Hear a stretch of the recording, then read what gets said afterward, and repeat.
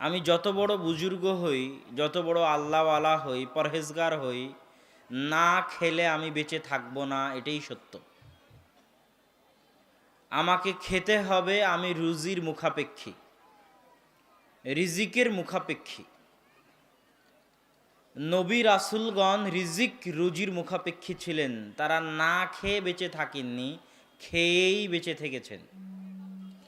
তাদের কাছে এরকম কোনো অলৌকিকতা ছিল না তিনি যে না খেয়ে থাকবেন মাসকে মাস, বছর বছর, এরকম কোনো অলৌকিকতা ছিল না। তারা খাদ্যের মুখাপেক্ষী ছিলেন, রিজিকের মুখাপেক্ষী ছিলেন। অমুখাপেক্ষী সত্তা একমাত্র আল্লাহ সুবহানাহু তাআলা। কুল হুয়াল্লাহু আহাদ, বলো তিনি আল্লাহ একক অদ্বিতীয়। আল্লাহুস সামাদ, তিনি কারো মুখাপেক্ষী নন, কোনো কিছুরই মুখাপেক্ষী নন।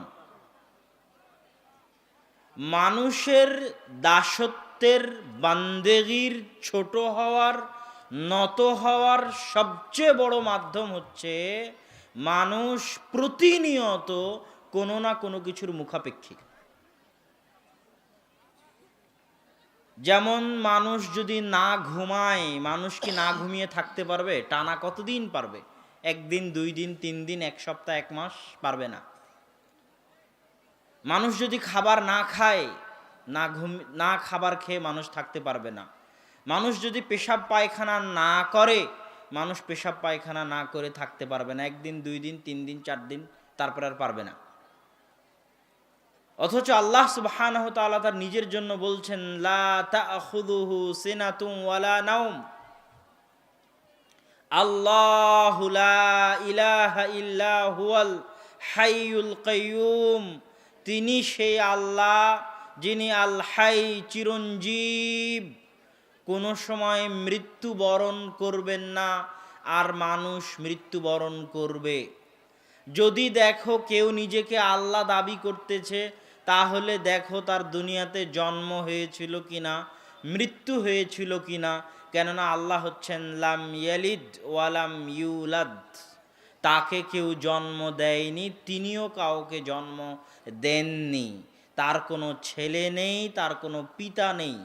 আল হাই, চিরঞ্জীব, আল কাইয়ুম, চিরস্থায়ী, লা তাখুযুহু সিনাতুন ওয়ালা নাওম, তাকে তন্দ্রা, নিদ্রা, ঘুম স্পর্শ করে না, তাকে ক্লান্তি স্পর্শ করে না। আল্লাহ সুবহানাহু তাআলা খাদ্যের মুখাপেক্ষী নন, একমাত্র অমুখাপেক্ষী সত্তা আল্লাহ সুবহানাহু তাআলা। মানুষ এত মুখাপেক্ষী যে জন্মের পরে যদি মা আর বাবার স্নেহ আদর না পেত, মায়ের বুকের দুধ না পেত, দাদা দাদি চাচা খালুর ভালোবাসা না পেত, কেউ যদি হাত ধরে তাকে মানুষ না করত, পেশাব পায়খানা পরিষ্কার করে দিয়ে মানুষ না করত, তো মানুষ আর মানুষ হতে পারতো না। আমি আজ আর আমার জায়গায় থাকতাম না, আপনিও আপনার জায়গায় থাকতেন না। এত মুখাপেক্ষী মানুষ। একই মুখাপেক্ষিতার শিকার মানুষ বৃদ্ধ বয়সে হয়, আর যখন যুবক থাকে তখনও মানুষ মুখাপেক্ষী। তখন স্ত্রীর মুখাপেক্ষী, সন্তান সন্ততির মুখাপেক্ষী, যৌন ক্ষুধা নিবারণ করার মুখাপেক্ষী। সর্বক্ষেত্রে আল্লাহ সুবহানাহু ওয়া তাআলা মানুষকে মুখাপেক্ষী করে রেখেছে। তাহলে রিজিক মানুষের মুখাপেক্ষী হওয়ার জায়গা। তারপরের কথা হচ্ছে রিজিক কি? রিজিক কি শুধু আমি যেটা খাই সেটা রিজিক? আজ রাত্রিরে যেটা খাবো বা খেয়েছি সেটা রিজিক? দুপুরে যেটা খেয়েছি সেটা রিজিক? জি না। যদি শুধু খাবারকেই রিজিক মনে করে থাকি তাহলে ভুল হয়েছে। ডান দিকে যারা দাঁড়িয়ে আছেন আমরা তাদেরকে অনুরোধ করব, পিছনে এক জায়গা আমার ধারণা খালি আছে, আমরা পরিবেশ সুন্দর লাগবে, মাঠ দেখতে সুন্দর লাগবে, আমরা হাঁটাহাঁটি চলাচল না করে স্বেচ্ছাসেবক ভাই যারা আছেন তারা ডান দিকে যারা দাঁড়িয়ে আছে তাদেরকে বসতে বলেন। যেহেতু আব্বু আজকে এসেছে আপনাদের এখানে কথা বলবে, আপনারা দাঁড়িয়ে থেকে ক্লান্ত কেন হবেন? আরামে বসেন, আরামে বসে থেকে সম্পূর্ণ বক্তব্য শুনে তারপরে যাবেন ইনশাআল্লাহ। তো রিজিক কি? মানুষের স্ত্রীও মানুষের রিজিক, মানুষের সন্তান সন্ততিও মানুষের রিজিক, মানুষের পদমর্যাদাও মানুষের রিজিক। কেউ আল জামিয়া সালাফিয়ার পরিচালক, কেউ মুহাদ্দিস কদমডাঙ্গা মাদ্রাসার, কেউ পরিচালক কদমডাঙ্গা মাদ্রাসার। এই যে সে কদমডাঙ্গা মাদ্রাসার পরিচালক, এটা তার রিজিক। কেউ চেয়ারম্যান, আমন্ত্রিত অতিথি, চেয়ারম্যান হওয়াটা তার রিজিক। সে যে মর্যাদা, সম্মান, খ্যাতি অর্জন করেছে, এই খ্যাতি, এই সম্মান, মর্যাদা তার রিজিক। সে যে জমি জায়গার মালিক, এই জমি জায়গা তার রিজিক। সে যে বাড়ির মালিক, এই বাড়ি তার রিজিক। সে যে গাড়ির মালিক, এই গাড়ি তার রিজিক। আপনি যে সাইকেলটার মালিক, ওই সাইকেলটা আপনার রিজিক। মানুষ তার সারা জীবনে যা কিছু অর্জন করে, শুধু খাবার নয়। আমাদের মধ্যে একটা ভুল ধারণা কাজ করে, আমরা মনে করি শুধু খাবারটাই রিজিক, যেখানে আমার এটা রিজিকে ছিল। জি না, সবই রিজিক। আপনি আপনার সারা জীবনে জন্মের পর থেকে যা কিছু অর্জন করেন, আপনি যতদিন বেঁচে থাকবেন, আপনার এই হায়াতটাও আপনার রিজিক। 60 বছরের হায়াত আপনার জন্য রিজিক। আপনার বয়স আপনার জন্য রিজিক। আপনার স্ত্রী, সন্তান, পুত্র, মান, মর্যাদা, সম্মান, আমি যে জ্ঞান আল্লাহ আমাকে অর্জন করার তৌফিক দিয়েছে, এই জ্ঞান আল্লাহর পক্ষ থেকে রিজিক। সবই রিজিকের অন্তর্ভুক্ত। সুতরাং রিজিককে যেন আমরা খাস মনে না করি যে শুধু যেটা খাবার খাই সেটা মনে হয় রিজিক। তারপরের যেটা আলোচনা সেটা হচ্ছে দুনিয়ার নিষ্ঠুর বাস্তবতা। দুনিয়ার নিষ্ঠুর বাস্তবতা বুঝাতে গিয়ে আল্লাহ সুবহানাহু ওয়া তাআলা পবিত্র কোরআন মাজিদে বলেছেন, আল্লাকুমুত তাকাসুর হাত্তা যুরতুমুল মাকাবির। রাজশাহী থেকে বের হলাম, নওগাঁ আসতে হবে। নওগাঁ মান্দায় কোনো এক জায়গায় যদি সাপের খেলা, জাদু, যাত্রা মঞ্চ কিছু থাকে, সেখানে দাঁড়িয়ে যদি আমি ভুলে যাই যে আমাকে নওগাঁ যেতে হবে, তো ওই জায়গায় যে আমি ভুলে থেকে গেলাম, এই ভুলিয়ে দেওয়াটার নাম হচ্ছে আল্লাহ। ভুলিয়ে দেওয়া বা ভুলে যাওয়া। আল্লাকুমুত তাকাসুর, তোমাদেরকে ভুলিয়ে দিয়েছে তোমাদের আসল লক্ষ্য, উদ্দেশ্য, আসল মঞ্জিল, আসল পৌঁছার জায়গা, তোমাদের যে সফর, তোমরা যে রূহের জগৎ থেকে যে সফর শুরু করেছো, এই সফরে যে তোমরা দুনিয়ায় কিছুক্ষণের জন্য অবস্থান করছো, সফর এখনো শেষ হয়নি। তোমাদের সফর মূলত শেষ হবে হয় জান্নাতে গিয়ে, না হয় জাহান্নামে গিয়ে। হয় জান্নাতে, না হয় জাহান্নামে, ওখানে সফর শেষ হবে। তুমি যে সফরের মাঝামাঝি এখন মান্দা ব্রিজের এখানে অবস্থান করছো, সফর শেষ হবে তোমার উত্তরামপুর ফুটবল মাঠে গিয়ে। তো এই যে মান্দা ব্রিজের এখানে অবস্থান করছো, এখানে কেউ তোমাকে সাপের খেলা দেখাচ্ছে, কেউ তোমাকে জাদু দেখাচ্ছে, কেউ তোমাকে যাত্রা মঞ্চের নাচ গান দেখাচ্ছে, সেটা দেখে তুমি ভুলে থেকে গেলে যে তোমাকে যেতে হবে ওই ফুটবল মাঠে, আজ তোমার প্রোগ্রাম আছে, 9টার মধ্যে উপস্থিত হতে হবে। এটাই আল্লাকুমুত তাকাসুর। দুনিয়াতে আসার পর দুনিয়ার ধন দৌলত, ঐশ্বর্য, টাকা পয়সা, মান মর্যাদা তোমাদেরকে ভুলিয়ে দিয়েছে যে তোমাদের আসল ফিরে যাওয়ার জায়গা কোনটা। সেই দিন তোমরা বুঝতে পারবে, হাত্তা যুরতুমুল মাকাবির, যেই দিন তোমরা কবরের মাটি তোমাদের মুখে এবং পেটে চাপা পড়বে, মৃত্যুর স্বাদ আস্বাদন করবে, সেই দিন তোমরা দুনিয়ার নিষ্ঠুর বাস্তবতা বুঝতে পারবে। কাল্লা সাউফা তা'লামুন, কখনো নয়, অসম্ভব। তোমরা অবশ্যই জানতে পারবে, নিশ্চিতভাবে জানতে পারবে। আইনাল ইয়াকিন, চোখে চাক্ষুষভাবে মানুষ যেভাবে দেখতে পায় ওইভাবে জানতে পারবে। যেই দিন জানতে পারবে, সেই দিন তোমাদেরকে জিজ্ঞেস করা হবে, সুম্মা লা তুসআলুন্নাহুম ইয়াউমাইযিন আনিন নাঈম। সেই দিন তোমরা দুনিয়াতে যত নেয়ামত ভোগ করেছো, সব নেয়ামত সম্পর্কে তোমাদেরকে কিয়ামতের মাঠে জিজ্ঞাসা করা হবে।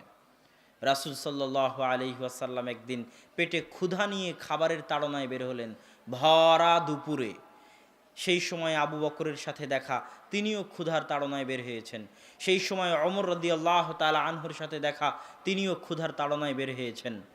তারা একসাথে এক আনসারীর বাড়িতে গেলেন।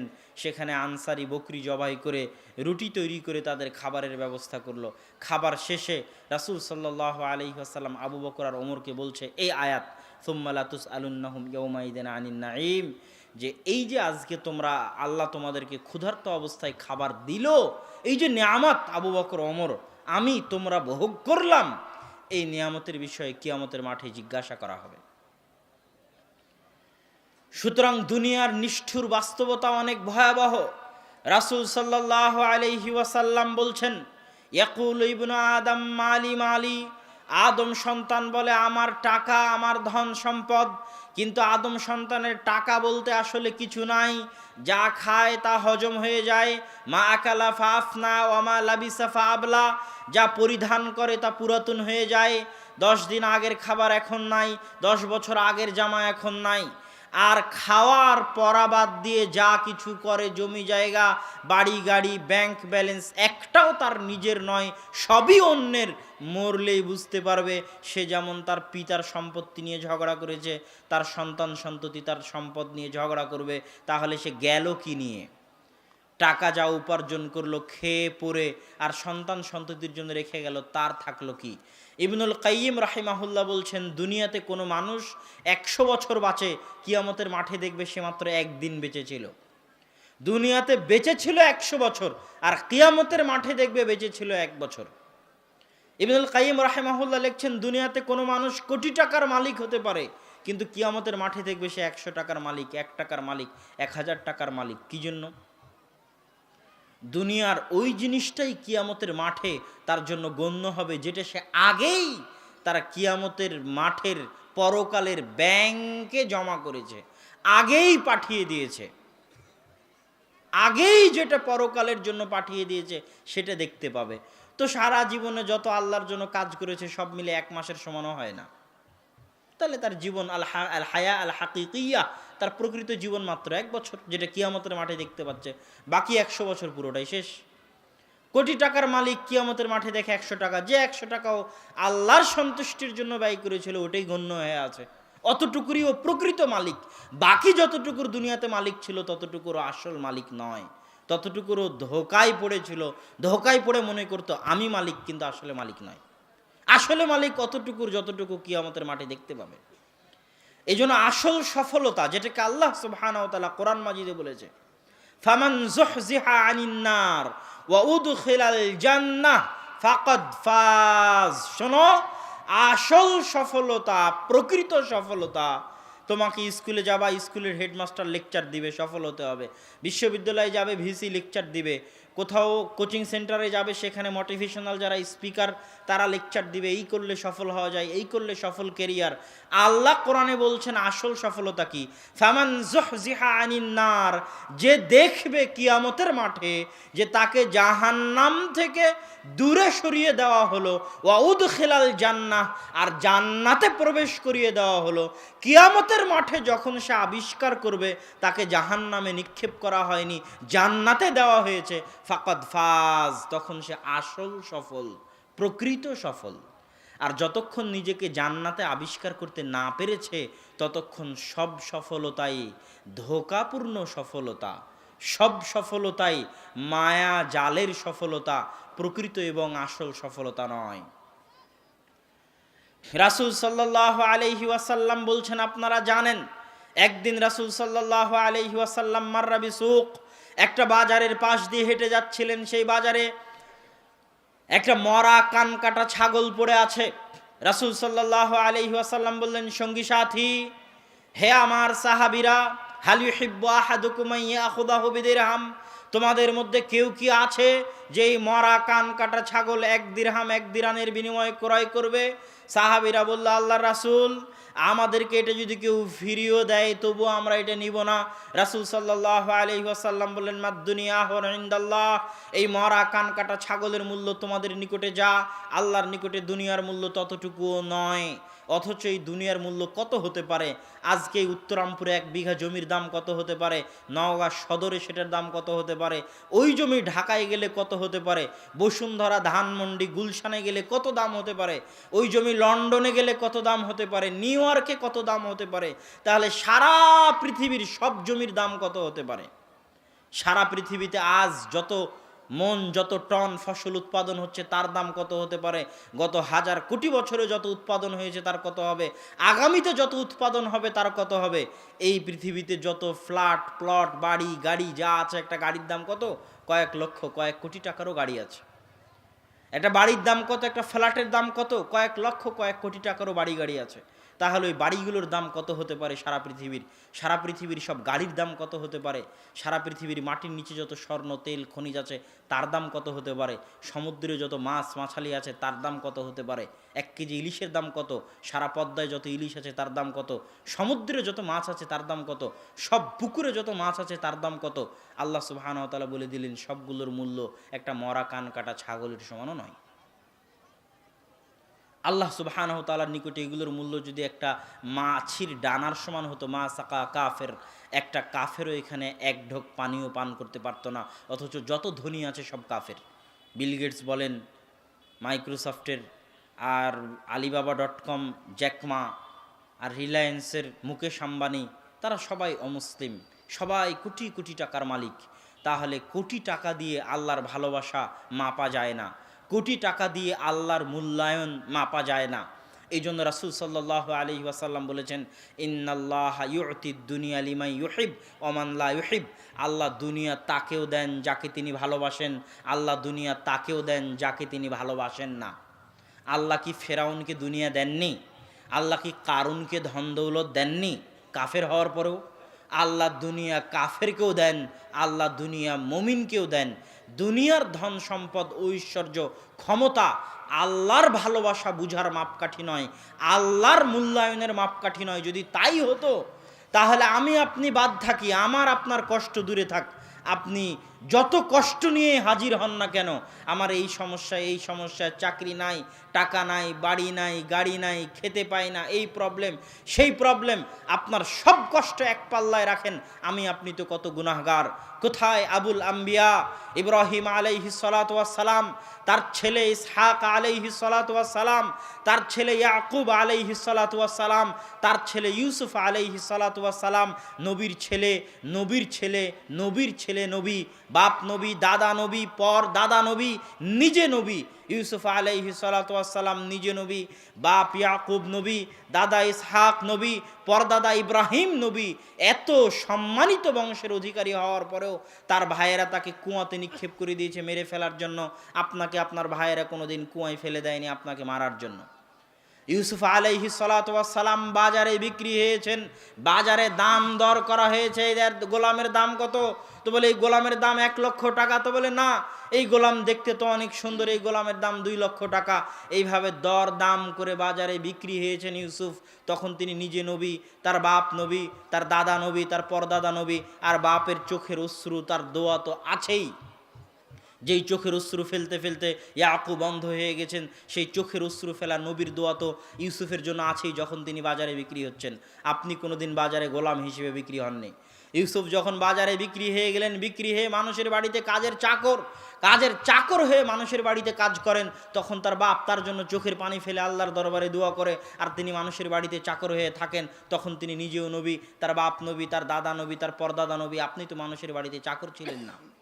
ইউসুফ আলাইহিস সালাতু ওয়াস সালামের উপর ডাহা মিথ্যা অপবাদ লাগানো হলো। মিথ্যা অপবাদ মাথায় নিয়ে জেলে গেলেন, 7 বছর জেল খাটলেন। আপনি তো একদিনও জেল খাটেননি। যখন তিনি জেলে খাটছেন, জেলে আছেন, তখন তার জন্য তার পিতার দোয়া আছে, চোখের পানি ফেলা দোয়া। তিনি নিজে নবী, তার দাদা নবী, তার পরদাদা নবী। তাহলে ইউসুফকে কি আল্লাহ ভালোবাসেন না? ইউসুফ আলাইহিস সালাতু ওয়াস সালামকে কি আল্লাহ ভালোবাসেন না? বাসেন না? ভালোবাসেন। তাহলে দুনিয়া আল্লাহর ভালোবাসার মাপকাঠি নয়, দুনিয়ার সম্মান সুখ শান্তি আল্লাহর ভালোবাসার মাপকাঠি নয়। ইউসুফকে যে আল্লাহ সুবহানাহু ওয়া তাআলা ভালোবাসেন তার সবচেয়ে বড় প্রমাণ হচ্ছে ইউসুফ আলাইহিস সালাতু ওয়াস সালামকে আল্লাহ জেনার মতো মহা অন্যায় থেকে বাঁচিয়ে দিয়েছিলেন। আল্লাহু আকবার। এটা হচ্ছে তাকে যে আল্লাহ ভালোবাসেন তার প্রমাণ। মাই ইউরিদিল্লাহু বিহি খায়রান ইফাক্কিহু ফিদ্দিন। আল্লাহ যাকে ভালোবাসেন তাকে দুনিয়া দিবেন এরকম কোনো শর্ত নাই। আল্লাহ কাফেরকেও দুনিয়ার ক্ষমতা ধন দৌলত দিতে পারেন, মুমিনকেও দিতে পারেন, কিন্তু আল্লাহকে অনুসরণ করার তৌফিক, আল্লাহর আনুগত্য করার তৌফিক, আল্লাহর দ্বীনের জ্ঞান অর্জন করার তৌফিক আল্লাহ তাকেই দান করেন যাকে তিনি ভালোবাসেন। এটা হলো আল্লাহর ভালোবাসার মাপকাঠি। আমরা জিজ্ঞেস করে দেখতে পারি নিজেকে, আমরা কি আজকে ফজরের সালাত আদায় করতে পেরেছি? যদি ফজরের সালাত আদায় করতে পেরে থাকি তাহলে আল্লাহর ভালোবাসা হয়তো আমাদের উপর আছে। আর যদি না পেরে থাকি তাহলে আমার ফজরের সালাত আদায় না করতে পারাটাই আল্লাহর পক্ষ থেকে সবচেয়ে বড় শাস্তি। যে মনে করে যে আমি সুদের টাকা দিয়ে বিশাল বাড়ি গাড়ি বানাবো, দুনিয়া অর্জন করে নিলাম, কই আমার তো কোনো ক্ষতি হয় না, কোনো অ্যাক্সিডেন্ট নাই, কেস কোর্ট কাচারি নাই, কোনো আজাব নাই, কোনো শাস্তি নাই, এত সুদের টাকা ইনকাম করি, কই আল্লাহ তো কোনো শাস্তি দেয় না, এত গান বাজনা শুনি, কই আল্লাহ তো কান বধির করে দেয় না। কথা বুঝতে পারেননি মনে হয়। তো উনি যে সুদের মধ্যে আছে, এই সুদের মধ্যে থাকাটাই, যে হারাম সম্পর্কে আছে ওই হারাম সম্পর্কে থাকাটাই, যে গানের মধ্যে আছে ওই গানের মধ্যে থাকাটাই, যে গেমের মধ্যে আছে ওই গেমের মধ্যে থাকাটাই আল্লাহর পক্ষ থেকে সবচেয়ে বড় শাস্তি। কেন শাস্তি? সে আল্লাহর দরবার থেকে বিতাড়িত, ইবলিসের মতো বিতাড়িত, আল্লাহর রহমত থেকে বঞ্চিত, আল্লাহর করুণা দৃষ্টি থেকে বঞ্চিত। তার আর ইবলিসের মধ্যে কোনো পার্থক্য নেই। আল্লাহ কি ইবলিসকে ধ্বংস করে দিয়েছিল যেই দিন ইবলিস সিজদা করেনি? ধ্বংস করে দেননি। আল্লাহ ইবলিসকে সব ক্ষমতা দিয়ে দিয়েছেন।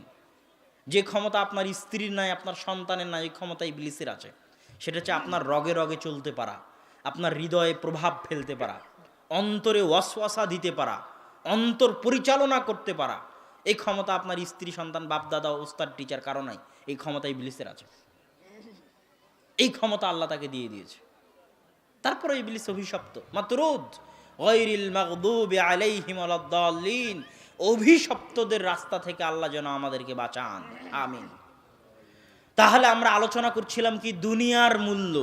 তাহলে দুনিয়ার মূল্য আল্লাহর নিকটে এরকম কিছু নয় যে দুনিয়ার টাকা পয়সা ধন দৌলত দেখে বোঝা যাবে যে আল্লাহ আমাকে ভালোবাসছে কি বাসছে না। আর দুনিয়ার বিপদ দেখে মনে করবো আমি 5 ওয়াক্ত নামাজ পড়ি, তাও আমার উপর এত বিপদ, আর ওই সুদ ঘুষ খায়, হারাম সম্পর্ক করে, আর বাড়ি গাড়ি, কত ধন দৌলত। এটা আল্লাহর ভালোবাসার মাপকাঠি নয়। আপনি আল্লাহর আনুগত্য করতে পারছেন কিনা, আলহামদুলিল্লাহ বলতে পারছেন কিনা, সুবহানাল্লাহ বলতে পারছেন কিনা, রাতে উঠে তাহাজ্জুদ আদায় করতে পারছেন কিনা। সারা পৃথিবীর কয়জন মানুষ রাতে উঠে তাহাজ্জুদের সালাত আদায় করতে পারে? কয়জন? যে হাতে গোনা কয়জন পারে আল্লাহর সন্তুষ্টির জন্য, ওই হাতে গোনা কয়জনকে আল্লাহ ভালোবাসেন? সম্মানিত উপস্থিতি, তারপরের আলোচনা দুনিয়ার নিষ্ঠুর বাস্তবতা বুঝার পরের আলোচনা। রিজিক কি আমার এবং আপনার হাতে, না রিজিক কোথায় থেকে আসে, কিভাবে পাবো? আপনারা মুখে বলবেন যে রিজিক আল্লাহর হাতে। দুনিয়ার এমন কোনো মুসলিম নাই যে বলবে না রিজিক আল্লাহর হাতে। কিন্তু আমরা কি সত্যি মুখে বিশ্বাস করি যে রিজিক আল্লাহর হাতে? অন্তরে কি সত্যি বিশ্বাস করি, না শুধু মুখে বলি যে রিজিক আল্লাহর হাতে? বাস্তব মাঠে নামলে দেখা যাবে যে 90% মুসলমান অন্তর দিয়ে বিশ্বাস করে না যে রিজিক আল্লাহর হাতে। প্রত্যেক যারা 1 টাকাও হারাম পন্থায় উপার্জন করেছে, করবে, করার চিন্তা করতেছে, তারা কেউই আল্লাহকে রাজ্জাক হিসেবে বিশ্বাস করে না। আবার বুঝেন, প্রত্যেক যারা 1 টাকাও হারাম পন্থায় উপার্জন করেছে, করবে, মর্মে ভাবতেছে, চিন্তা করতেছে, বা করে ফেলেছে বা করছে, তারা কেউই আল্লাহকে কি হিসেবে বিশ্বাস করে না? কথা বলেন না কেন? কি হিসেবে বিশ্বাস করে না? রিজিক দাতা হিসেবে বিশ্বাস করে না, রাজ্জাক হিসেবে বিশ্বাস করে না। যদি বলে বিশ্বাস করি, ও মিথ্যুক। ওর চেয়ে বড় মিথ্যুক দুনিয়াতে নাই। ও যদি বলে যে রিজিকের মালিক আল্লাহ, তাহলে 1 টাকাও হারাম পন্থায় উপার্জন করতে পারবে না। একটু যদি সামনে এগিয়ে আসেন, পিছনে একটু বসার জায়গায় একটু কষ্ট হচ্ছে। অল্প অল্প করে আমরা সামনে আগালাম, একটু করি সামনে আগে, হালকা হালকা করে। আল্লাহ সুবহানাহু ওয়া তাআলা উঠে দাঁড়ায়েন না, উঠে দাঁড়ালে পরিবেশ নষ্ট হয়ে যাবে। বসে বসে আগান। আল্লাহ সুবহানাহু ওয়া তাআলা পবিত্র কোরআন মাজিদে বলছেন, ওয়া মা মিন দাব্বাতিন ফিল আরদি ইল্লা আলাল্লাহি রিজকুহা।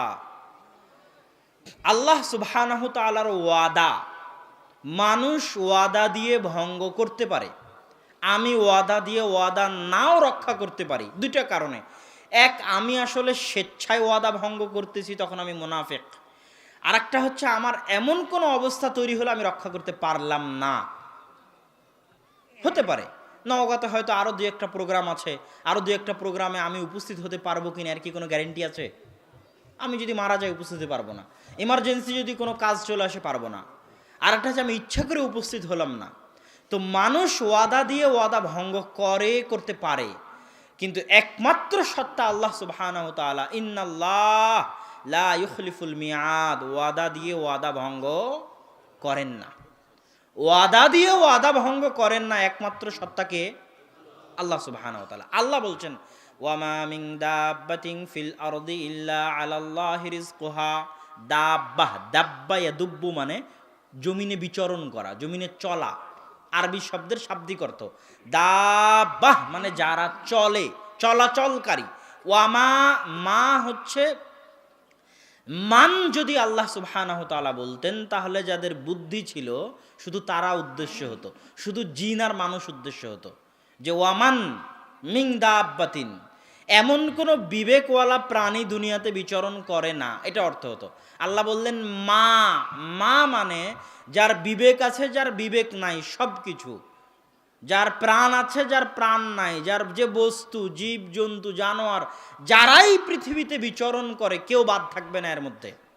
সে মশা হোক, মাছি হোক, পিঁপড়া হোক, পোকামাকড় হোক, ছাগল হোক, গরু হোক, মহিষ হোক, মাছ হোক, মানুষ হোক, জিন হোক, পরী হোক, ভূত হোক, যে কিছু, যা কিছু জীব জন্তু জানোয়ার পশু পাখি জমিনে বিচরণ করে তাদের রিজিকের দায়িত্ব সকলের আমি আল্লাহ বহন করে থাকি। কেননা পৃথিবী চালান কে? আল্লাহ সুবহানাহু ওয়া তাআলা। আমরা সৃষ্টি জীব কার? আপনার যে সন্তানটা, ওই সন্তানটা কি আপনার সৃষ্টি? ওই সন্তানটা কার সৃষ্টি? আল্লাহর সৃষ্টি। আমি কি আমার বাপের সৃষ্টি না আল্লাহর সৃষ্টি? আমার বাপ মা যদি 1000 বছর doctor, engineer, Ajmer, Shahjalal, Mumbai, Bangalore doctor চিকিৎসা করে আসতো, আর আল্লাহ যদি না চাইতো, আমার কি জন্ম হতো? হতো না। তাহলে আমার সৃষ্টিকর্তা কে? তাহলে আপনার যে সন্তান তারও সৃষ্টিকর্তা কে? আর আল্লাহ এই পৃথিবী পরিচালনা করে কে? তাহলে ওকে খাওয়াতে হবে কিভাবে, এই চিন্তা আমার না যে ওকে সৃষ্টি করেছে আর যে পৃথিবী পরিচালনা করে তার? যে সৃষ্টি করেছে আর যে পৃথিবী পরিচালনা করতেছে তার। যদি তিনি ব্যবস্থা না করতে পারেন তাহলে তিনি অযোগ্য সৃষ্টিকর্তা, নাউজুবিল্লাহ। যদি তিনি ব্যবস্থা না করতে পারেন তাহলে তিনি পৃথিবীর অযোগ্য পরিচালক, নাউজুবিল্লাহ। আর এটা অসম্ভব, হতে পারে না। তার চাইতে ভালো সুচারুরূপে, তার চাইতে বেস্ট ম্যানেজমেন্টের সাথে, কিসের কোম্পানির ম্যানেজমেন্ট, হাজারো লাখো বছর থেকে আল্লাহ সুবহানাহু ওয়া তাআলা পৃথিবী চালাচ্ছেন। সূর্য কখন কিভাবে উঠতে হবে, কিভাবে ডুবতে হবে, কোথায় কার কিভাবে যান কবজ করতে হবে, এখনো 1000 মানুষের যান কবজ করতে হবে, কোনো প্রবলেম হয়? এখনো 1000 মানুষের যান কবজ হচ্ছে সারা ওয়ার্ল্ডে, কোনো প্রবলেম হয়? কোথায় কখন বৃষ্টি দিতে হবে, কোথায় কখন ভূমিকম্প দিতে হবে, কোথায় ঝড় দিতে হবে, কোথায় পানি দিতে হবে, কোথায় দিতে হবে না, কিভাবে মাটির নিচ থেকে পানি উঠবে, কিভাবে কি হবে, সব কিছুই সারা পৃথিবী ঠিকঠাক মতো চলতেছে। এগুলো সব কিছু কে করতেছে? আল্লাহ সুবহানাহু ওয়া তাআলা করছে। মেঘকে কোথায় কিভাবে পরিচালনা করতে হবে, কোথায় গাছ কিভাবে জন্ম নিবে না নিবে, সব কিছু আল্লাহ সুবহানাহু ওয়া তাআলা তার ফেরেশতা মণ্ডলী দিয়ে করতেছেন। জুনুদুল্লাহ, আল্লাহর বাহিনী হচ্ছে আল্লাহর ফেরেশতা। তো আল্লাহ সুবহানাহু ওয়া তাআলা সবচেয়ে যোগ্য পরিচালক এবং আহসানুল খালিকিন, সর্বশ্রেষ্ঠ সৃষ্টিকর্তা, সর্বোত্তম সৃষ্টিকর্তা।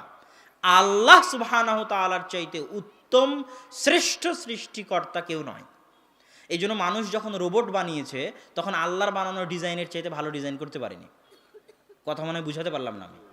মানুষ যে রোবটটা বানিয়েছে ওই রোবটের ডিজাইন হুবহু আল্লাহর দেওয়া শরীরের ডিজাইনের মতো। তার মানে মানুষের কাছে আর সেকেন্ড কোনো আইডিয়া নাই যে এর চাইতে ভালো কিভাবে বানানো যায়, হাতটা কোথায় দেওয়া যায়, চোখটা কোথায় দেওয়া যায়, নাকটা কোথায় দেওয়া যায়, মাথাটা কোথায় দেওয়া যায়, এর চেয়ে বেস্ট কোনো আইডিয়া মানুষের কাছে নাই। তখন ও ঘুরে ফিরে আল্লাহ সুবহানাহু ওয়া তাআলার কাছে এসেছে যে এটাই বেস্ট, এর চেয়ে ভালো হওয়া সম্ভব নয়, এর চেয়ে উত্তম হওয়া সম্ভব নয়।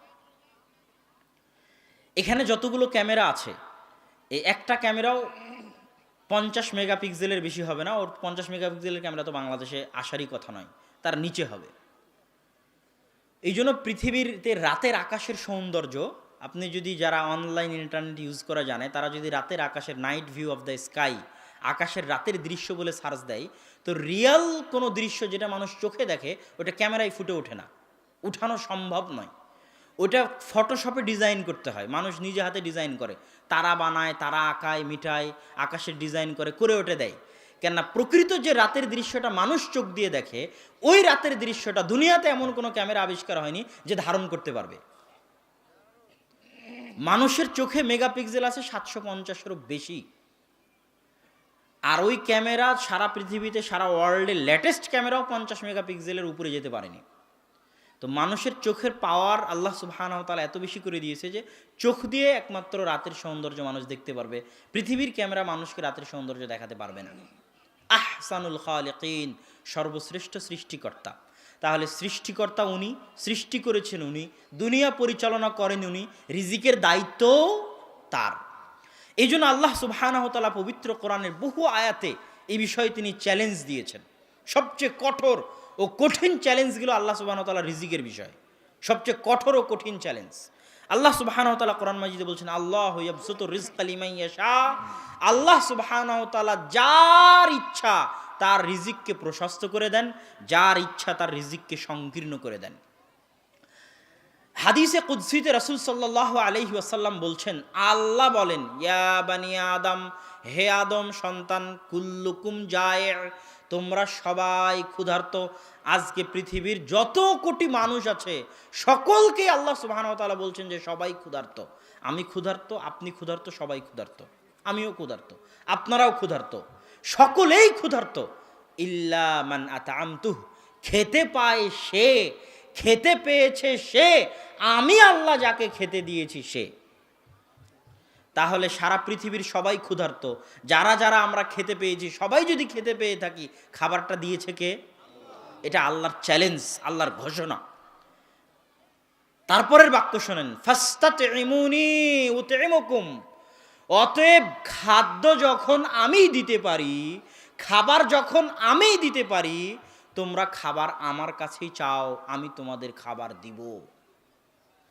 এই জন্য ওমর রাদিয়াল্লাহু তাআলা আনহু বলছেন, লাওয়ান্নাকুম তাওয়াক্কালুনা আলাল্লাহি হাক্কা তাওয়াক্কুলি, শোনো, যদি তোমরা আল্লাহর উপর ভরসা করার মতো ভরসা করতে পারো, তাহলে আল্লাহ তোমাদের রিজিকের ব্যবস্থা করবেন যেমন ভাবে আল্লাহ পাখির রিজিকের ব্যবস্থা করেন। তাকদু খেমাসাও ওয়াতারুহ বিতানা, আজকেও পৃথিবীর হাজার লাখ কোটি পাখি তাদের বাড়ি থেকে খালি পেটে বের হয়েছে, ভরা পেটে ফিরে গেছে, কেউ কালকের জন্য খাবার জমা রাখেনি। পাখির উদাহরণ আপনার কাছে অবাস্তব মনে হতে পারে, এই জন্য আমি তার সাথে আরেকটা তথ্য যোগ করে দিই। সারা পৃথিবীতে যত কোটি মানুষ আছে, তারা আজকে সারা দিনে যত খাবার খেয়েছে, বাংলাদেশের 16 কোটি মানুষ আজকে যত খাবার খেয়েছে, সারা পৃথিবীর যত কোটি মানুষ আজকে যত খাবার খেয়েছে, আজকে সারা পৃথিবীর জীবজন্তু, জানোয়ার, গরু, মহিষ, ছাগল, পশু পাখি, মাছ, মাছালি যা আছে, প্রাণী বলতে যা আছে, জীবজন্তু, জানোয়ার বলতে যা আছে, তারা আজ সারাদিনে যা খেয়েছে, সারা পৃথিবীর যত মানুষ যা খেয়েছে তার চেয়ে কয়েক গুণ আজকের সারাদিনে জীবজন্তু, জানোয়ার খেয়েছে। এটা বিজ্ঞানের পরিসংখ্যান। আজকে সারাদিনে আমরা আপনারা যা খেয়েছি, মানুষজন পৃথিবীর যা খেয়েছে, তার চেয়ে বেশি কারা খেয়েছে আজকে সারাদিনে বলেন তো? যত জীবজন্তু, প্রাণী, জানোয়ার আছে, বনে জঙ্গলে, মাছে, পানিতে, যেখানে যে আছে, তাদের খাদ্যের পরিমাণটা বেশি। ওরা কি কেউ কালকের জন্য খাবার জমা করেছে? কেউ করেনি। আজকে ওদের খাবার জমা ছিল না, ওদেরকে খাওয়ালো কে? আল্লাহ সুবহানাহু ওয়া তাআলা। তোমরা যদি আল্লাহর উপর ভরসা করতে পারো, উনিও তোমাদের খাওয়াবেন। তোমরা যদি আল্লাহকে ভয় করো এবং আল্লাহর উপর ভরসা করো, ইয়াজআল লাহু মাখরাজা, আল্লাহ তোমাদের রিজিকের ব্যবস্থা করবেনই করবেন। শুধু তাই নয়, এমন ভাবে করবেন, মিন হাইসু লা ইয়াহতাসিব, এমন জায়গা থেকে রিজিকের ব্যবস্থা করবেন যে তোমরা কল্পনাও করতে পারবে না যে ওই জায়গা থেকে তোমার রিজিকের ব্যবস্থা হতে পারে। এটা আল্লাহর ওয়াদা।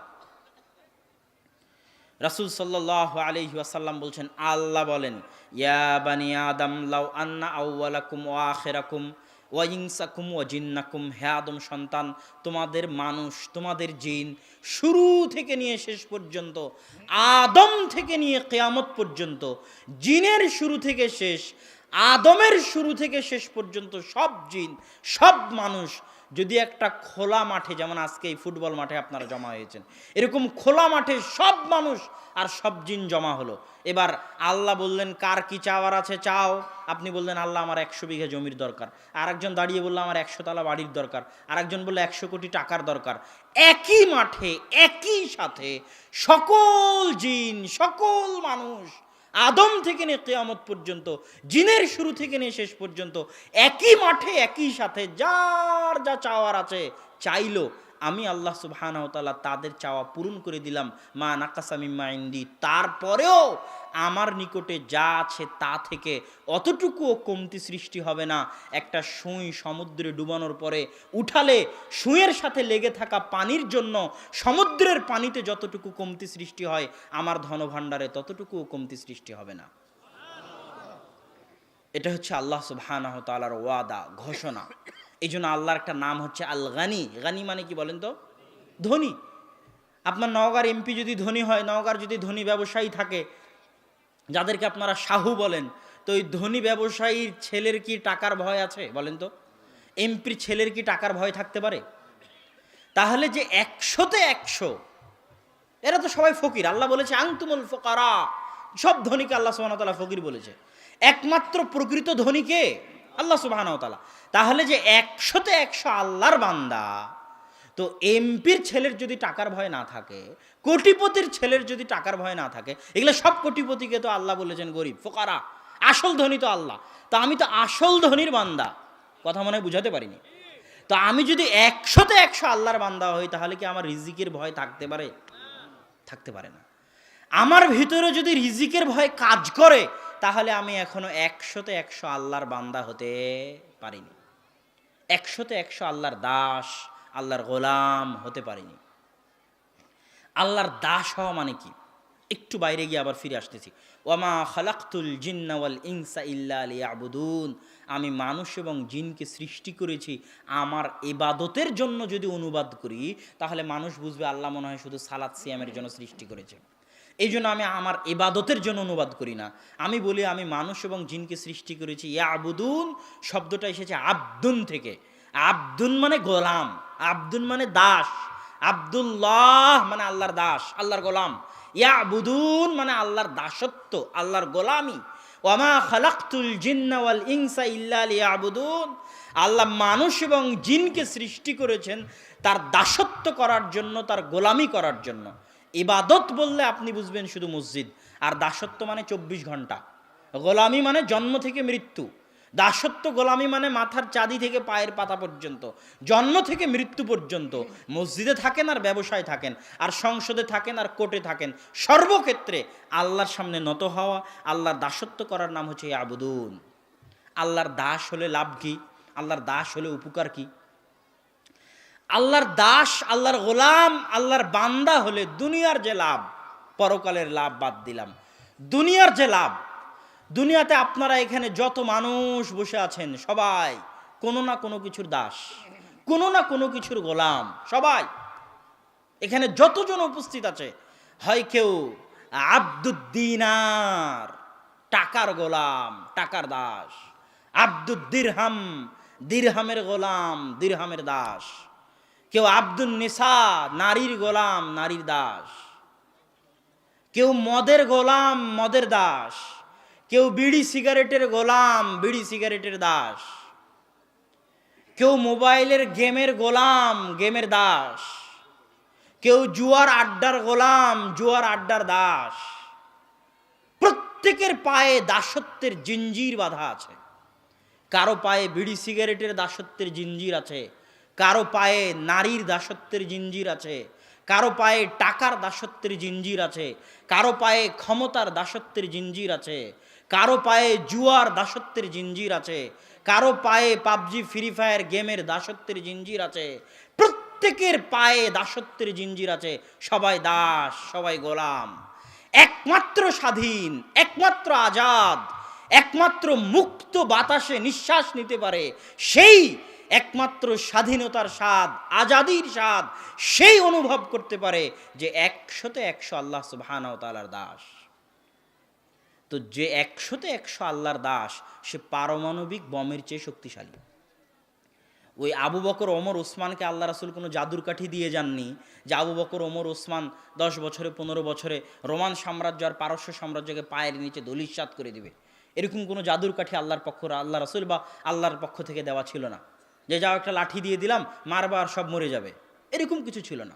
কি দিয়েছিলেন তিনি তাদেরকে? 100তে 100 আল্লাহর দাসত্ব। খালিদ বিন ওয়ালিদ, আমর ইবনে আল-আস, ওমরে ফারুক, আলী, ওসমান, আবু বকর, এদের কোনো পিছু টান ছিল না। না নারীর দাসত্বের পিছু টান ছিল, না টাকার দাসত্বের পিছু টান ছিল, না ক্ষমতার দাসত্বের পিছু টান ছিল, না সম্মান খ্যাতি মর্যাদার দাসত্বের পিছু টান ছিল। এদের কোনো ভয় ভীতি ডর আশঙ্কা চিন্তা ভাবনা কিছুই ছিল না। এরা তো 100তে 100 আল্লাহর দাস, আল্লাহর গোলাম। এদের চাইতে স্বাধীন, এদের চাইতে আজাদ, এদের চাইতে শক্তিশালী, এদের চাইতে ক্ষমতাওয়ালা, এদের চাইতে ভয়ঙ্কর পৃথিবীতে আর কেউ হতে পারবে না। সবাই আপনারা দাস গোলাম। তখনই মুক্তি পাবেন যখন আল্লাহর গোলাম হবেন, যখন আল্লাহর দাস হবেন। আল্লাহর দাসত্বে, আল্লাহর গোলামিতে মুক্তি আছে। দুনিয়াবী মুক্তি, পরকালীন মুক্তি। আমরা আলোচনা করছিলাম সম্মানিত উপস্থিতি, রিজিক কার হাতে? আমরা বললাম রিজিক আল্লাহ সুবহানাহু তাআলার হাতে। তার পরের পয়েন্ট, আব্দুল্লাহ বিন মাসউদ রাদিয়াল্লাহু তাআলা আনহু হতে বর্ণিত, তিনি বলেন রাসূল সাল্লাল্লাহু আলাইহি ওয়াসাল্লাম বলেছেন, লাইসা মিন নাফসিন তামুতু, কোনো আত্মা মৃত্যুবরণ করবে না, হাত্তা তুস্তাওফা রিজকুহা, যতক্ষণ না তার রিজিক সে পূর্ণ করে নেয়। আবার শুনেন, কোনো আত্মা মরবে না যতক্ষণ না তার ভাগ্যের রিজিক সে কি করে নেয়? পূর্ণ করে নেয়। এখন মানুষ কি একদিন না একদিন মরতে হবে না হবে না? একদিন একদিন মরতে হবে। তাহলে মরতে হলে আর রিজিকও ওকে কি করতে হবে? শেষ করতে হবে, করতে হবে না? তাহলে ওর মৃত্যু যেভাবে ওকে ধাওয়া করতেছে, ওর রিজিক ওভাবে ধাওয়া করতেছে। কি জন্য? রিজিক না ধাওয়া করলে তো মরবে না, রিজিক শেষ না হলে তো মারা যাবে না, কিন্তু ওকে তো মারা যেতে হবে। তো ওর মৃত্যু যেভাবে ওকে ধাওয়া করতেছে, ওর মৃত্যুটা বাস্তবে রূপায়ণের জন্য ওর রিজিকও ওভাবে ওকে ধাওয়া করতেছে। আপনি রিজিকের পিছনে কি দৌড়াবেন? রিজিক আপনার পিছনে দৌড়াচ্ছে। রিজিক শেষ না হলে মরবেন না যে আপনি, আর মরতে তো হবে আপনাকে সঠিক সময়। তো আপনার মরণ যেমন আপনার পিছনে দৌড়াচ্ছে, আপনার রিজিক তেমন আপনার পিছনে দৌড়াচ্ছে। এবার আসি, রিজিক যদি আল্লাহর হাতে হয়, রিজিক যদি এভাবেই আমাদের পিছনে দৌড়ায়, তাহলে আমি ঘরে বসে কেন রিজিক পাবো না? আর রিজিক অন্বেষণের জন্য কেন আমাকে কাজ করতে হবে? কেন আমাকে বাইরে বের হতে হবে? আল্লাহ সুবহানাহু ওয়া তাআলা পবিত্র কোরআন মাজিদে বলছেন, হুয়াল্লাযী জাআলা লাকুমুল আরদা যালুলান ফামশু ফি মানাকিবিহা ওয়া কুলু মির রিজকি। ওই আল্লাহ, সেই আল্লাহ যিনি তোমাদের জন্য জমিনকে তোমাদের অধীনস্থ করে দিয়েছেন।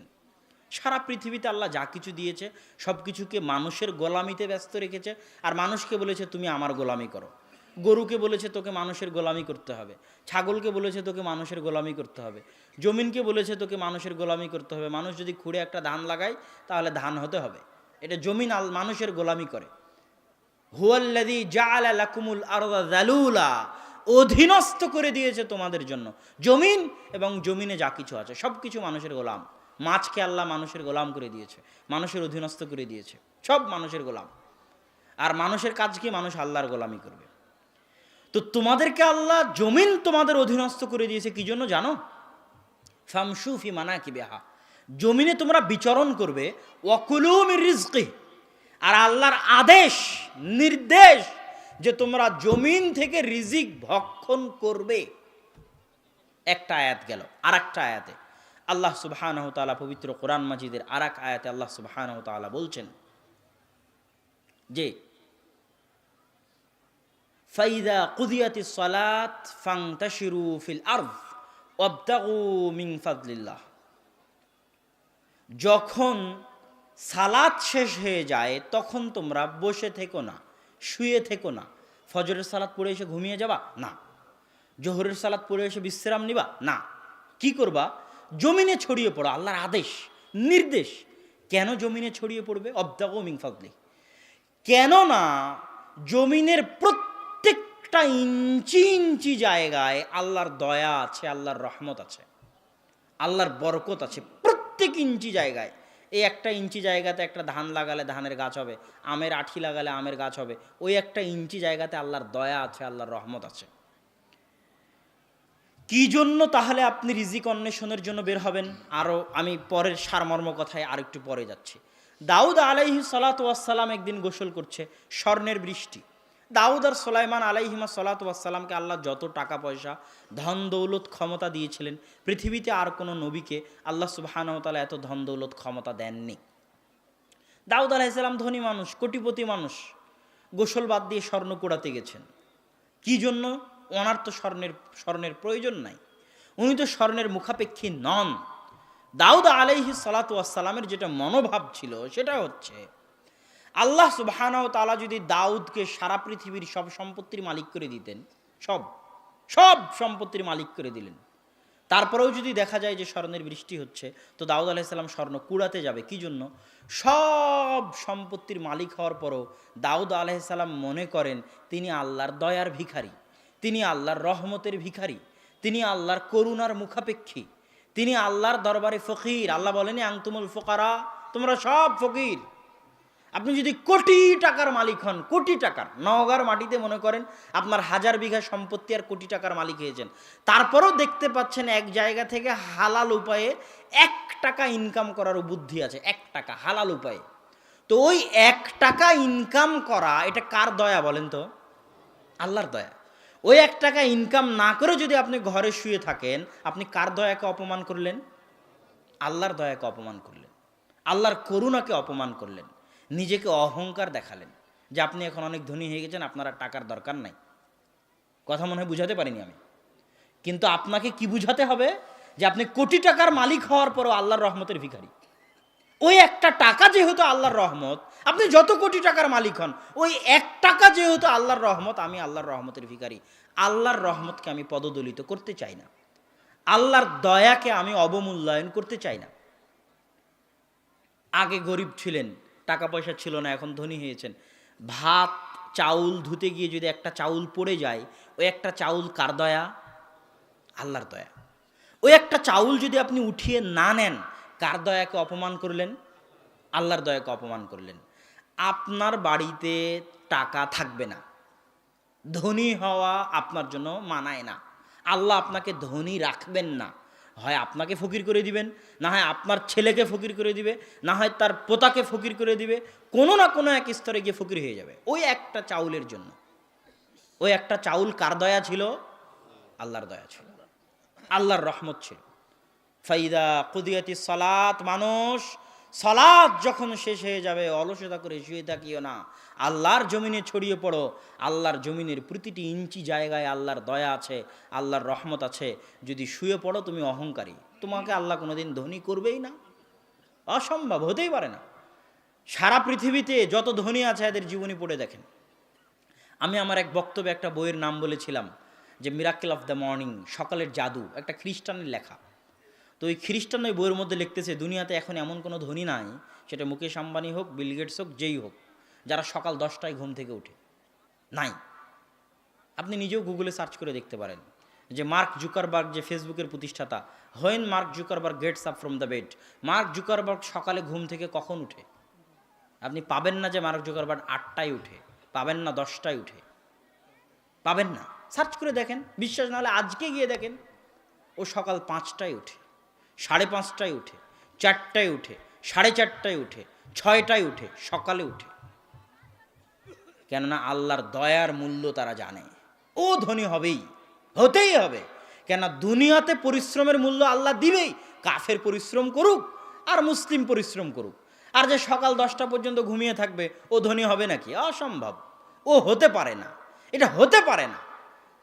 কেননা ও তো আল্লাহর দয়াকে রেখে ঘুমিয়ে গেল, আল্লাহর দয়ার পিছনে তো ছুটলো না, ও তো অহংকারী। ওকে আমি বললাম পত্নীতলা হাটে যাব, রিক্সাওয়ালাকে বললো আমার আজকের ইনকাম হয়ে গেছে, ও ধনী হবে? হতে পারবে না, অসম্ভব, ও কোনোদিন ধনী হতে পারবে না। আল্লাহর দয়ার পিছনে যে জান প্রাণ লাগিয়ে ছুটবে, সে ধনী হতে পারবে। আর ধনী হওয়ার পরে একটা চাউলেরও যে মূল্য দিতে পারবে আল্লাহর দয়া মনে করে, ওর বাড়িতে টাকা বাকি থাকবে, বরকত বাকি থাকবে। একটা চাউলেরও যে মূল্য দিতে পারবে ধনী হওয়ার পরে। আল্লাহ সুবহানাহু ওয়া তাআলা মুখতালাং ফখুর, অহংকারীকে পছন্দ করেন না। আল্লাহ সুবহানাহু ওয়া তাআলা নত হওয়াকে পছন্দ করেন, ছোট হওয়াকে পছন্দ করেন, চাওয়াকে পছন্দ করেন। এই জন্য ইবনুল কাইয়িম রাহিমাহুল্লাহ তার বইয়ে লিখেছে যে মানুষ গুনাহ করে জান্নাতে চলে যাবে আর ইবাদত করে জাহান্নামে চলে যাবে। গুনাহ করে জান্নাতে কিভাবে যাবে আর ইবাদত করে জাহান্নামে কিভাবে যাবে? তাহাজ্জুদের সালাত আদায় করে 5 ওয়াক্ত সালাত মসজিদে আসে, ভিতরে অহংকার কাজ করে। তখন আরেকজন বেনামাজিকে দেখেছে, আরেকজন সুদখোর পানখোর জর্দাখোরকে দেখেছে, বলছে এর তোকে তো আল্লাহ ক্ষমাই করবে না, ও তো সুদখোর। মানে ভিতরে অহংকার হিসেবে আরেকজন পাপাচারীকে কি করতেছে? ছোট করতেছে, নত করতেছে। একটা সুদখোরকে যদি আমার ছোট করার দরকার হয় তা আল্লাহ মুসাকে বলতো, তুই যে ফেরাউনকে বলবে এই কাফের।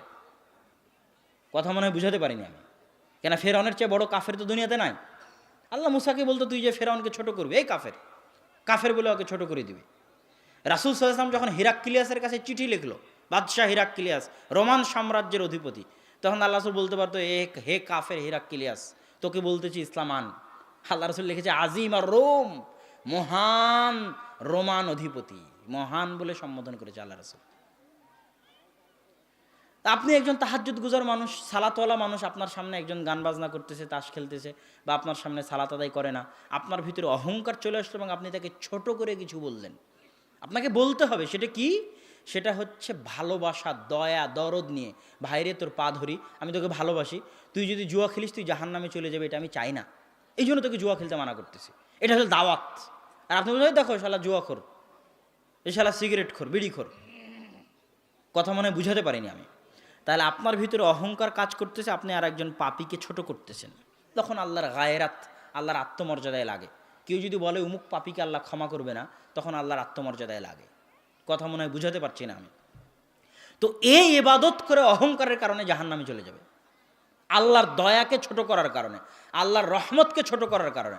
আর একজন গুনাহ করেছে, গুনাহটা ওর মাথার উপর এত বড় বোঝা হয়ে দাঁড়িয়েছে, এত বড় বোঝা হয়ে দাঁড়িয়েছে যে ওই গুনাহের কারণে আল্লাহর সামনে ছোট হয়ে কাঁদতে কাঁদতে, আল্লাহ মাফ করে দাও, আল্লাহ ক্ষমা করে দাও, আল্লাহর এমন হবে না, আল্লাহর এমন করব না, আল্লাহ কবরের আযাব দিও না, আল্লাহ বাঁচতে চাই।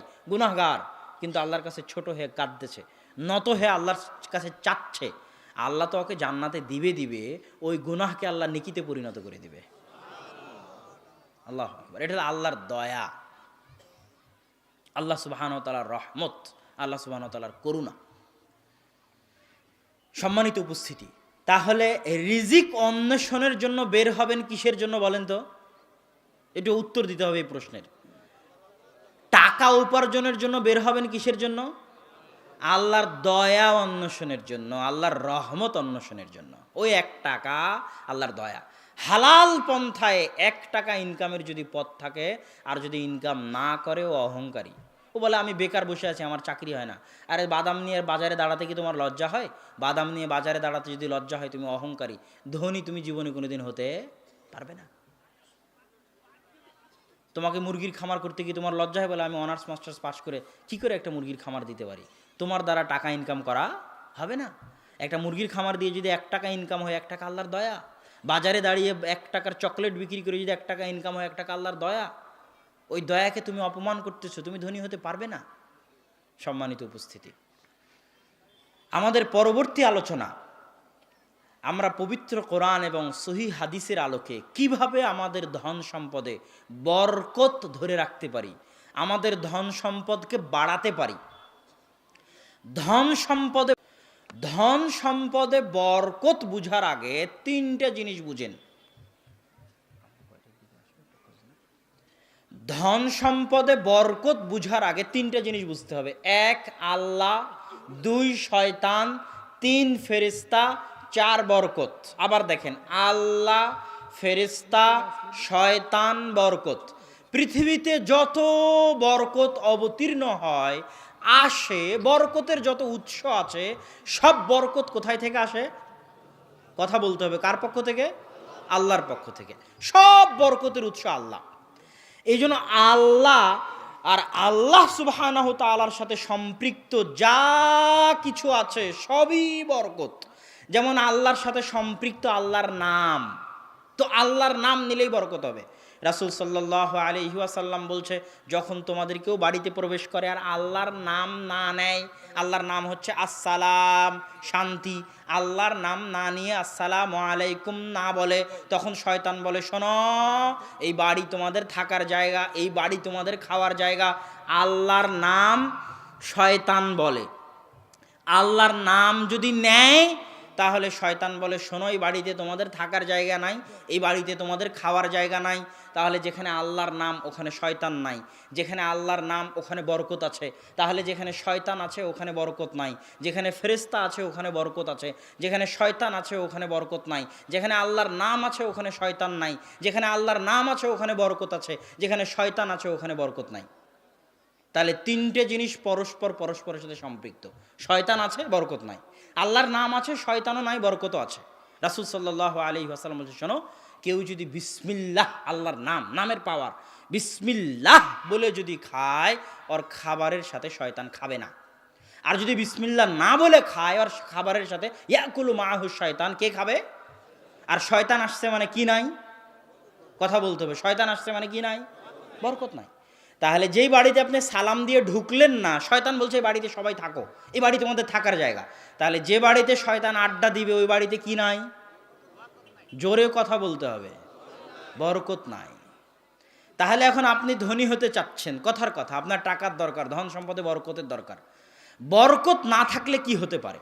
আপনার জীবনে যত অশান্তি, চাকরি না থাক, বাড়িতে শান্তি না থাক, স্বামী স্ত্রীর মিল না থাক, সন্তান কথা না শুনুক, সামাজিক রাষ্ট্রীয় অশান্তি, দুইটা কারণ। হয় আল্লাহর পরীক্ষা, না হয় বরকত নাই। হয় আল্লাহর পরীক্ষা, না হয় বরকত নাই।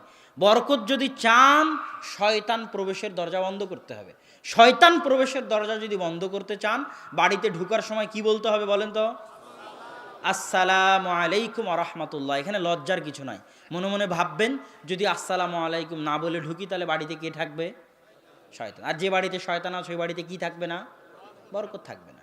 টাকা পয়সায় বরকত থাকবে না, বাড়িতে বরকত থাকবে না, খাওয়ায় বরকত থাকবে না। অতএব মানুষ কি মনে করলো, আমি আমার বাড়িতে ঢোকার সময় কি বলবো? একটু জোরে বলেন, কি বলবেন? আসসালামু আলাইকুম ওয়া রাহমাতুল্লাহ। সন্তানকে যখন মা দুধ খাওয়াচ্ছে তখন কি বলবে? বিসমিল্লাহ। না হলে ওই দুধের সাথে কে দুধ খাবে? শয়তান দুধ খাবে। রাসূল সাল্লাল্লাহু আলাইহি ওয়াসাল্লাম বলেন, প্রত্যেক যে দরজা, প্রত্যেক যে পাত্র, প্রত্যেক যে বাটি, প্রত্যেক যে জানালা আল্লাহর নামে বন্ধ করা হয়। দরজা বন্ধ করা হলো আল্লাহর নামে, জানালা বন্ধ করা হলো আল্লাহর নামে, একটা গ্লাস ছিল ঢেকে দেওয়া হলো আল্লাহর নামে, একটা পাতিল ছিল ঢেকে দেওয়া হলো আল্লাহর নামে। প্রত্যেক যা কিছু আল্লাহর নামে বন্ধ করা হয় তা খোলার ক্ষমতা শয়তানের নাই। আর যদি আল্লাহর নামে বন্ধ না করে, কে খুলবে? শয়তান খুলবে। আর শয়তান খুলবে মানে ওখানে কি থাকবে না? বরকত থাকবে না। রাসূল সাল্লাল্লাহু আলাইহি ওয়াসাল্লাম বলছেন, শোনো, একটা খাদ্যের দানা যদি হাত থেকে পড়ে যায়, তাহলে উঠিয়ে নিয়ে যা ময়লা আছে ধুয়ে ফেলে খেয়ে নাও, ওটাকে শয়তানের জন্য রাখিও না, কেননা তুমি জানো না কোন দানাতে আল্লাহর বরকত আছে।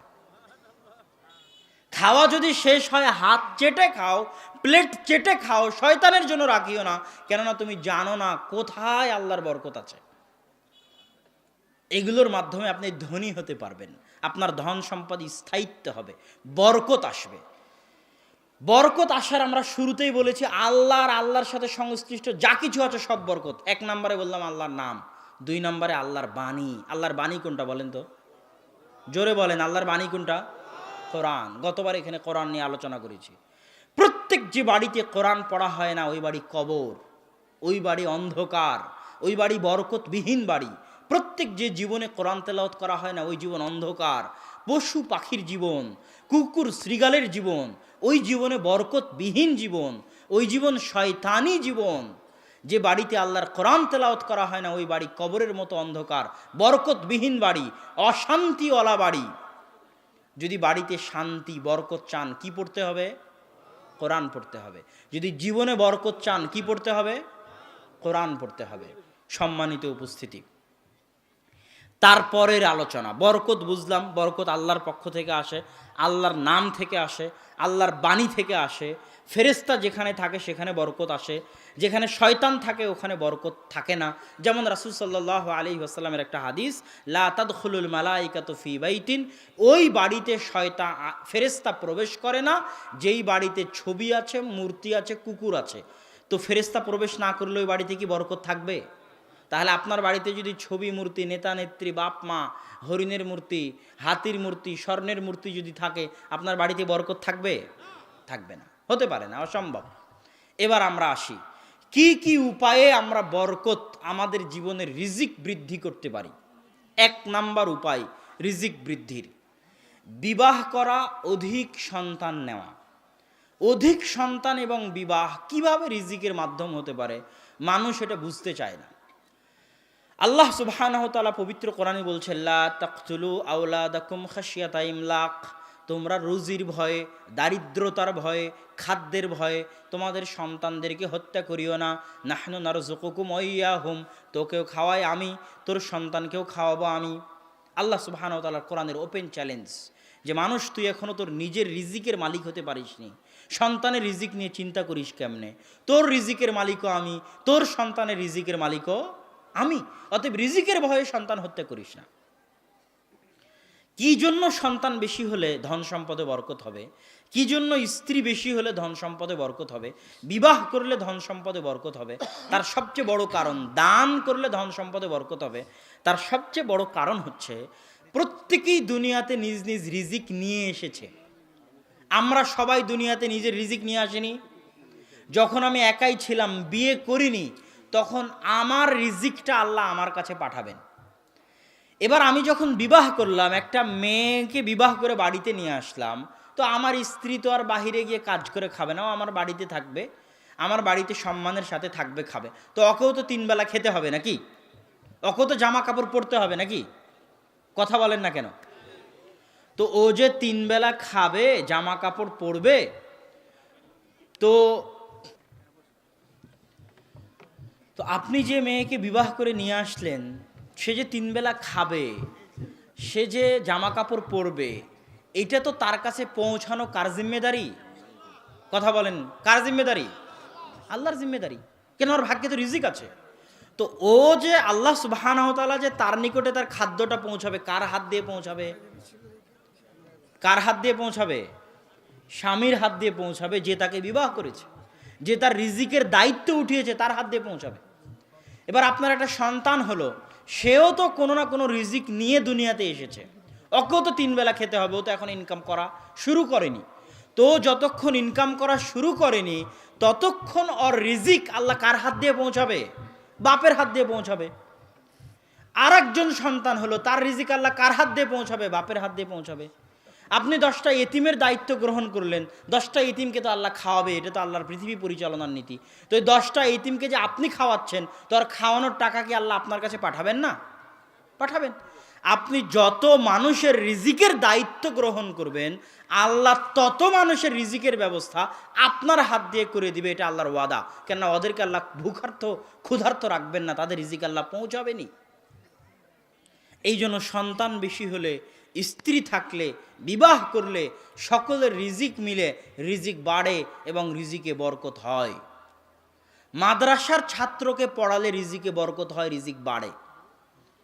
রাসূল সাল্লাল্লাহু আলাইহি ওয়াসাল্লামের দরবারে একজন ভাই এসে বলতেছে, ইশতাকা মুহতারিফুন, যে কাজ করে নিজে খায়, ভাইকে খাওয়ায়। তো 2 ভাই, এক ভাই কাজ করে আর এক ভাই মাদ্রাসায় পড়ে আল্লাহ রাসূলের কাছে, ও কাজ করে না।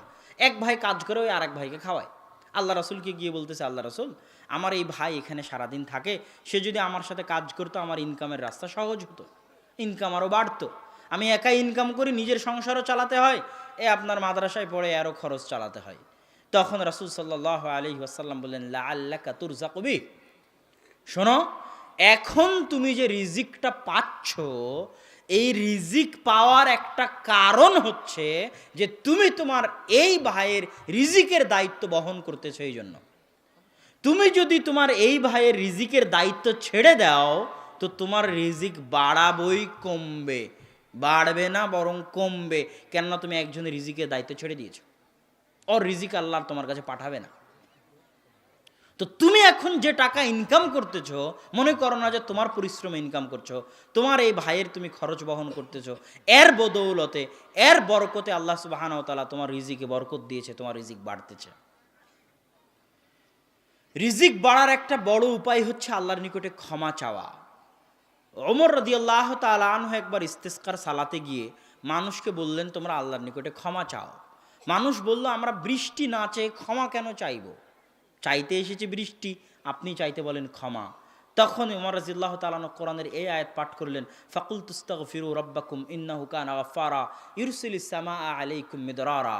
শোনো, তোমরা আল্লাহর নিকটে ক্ষমা চাও, যদি ক্ষমা চাও আল্লাহ আসমান থেকে বৃষ্টি বর্ষণ করবেন আর তোমাদেরকে ধন সম্পদ আর সন্তান সন্ততি দিয়ে ভর্তি করে দিবেন।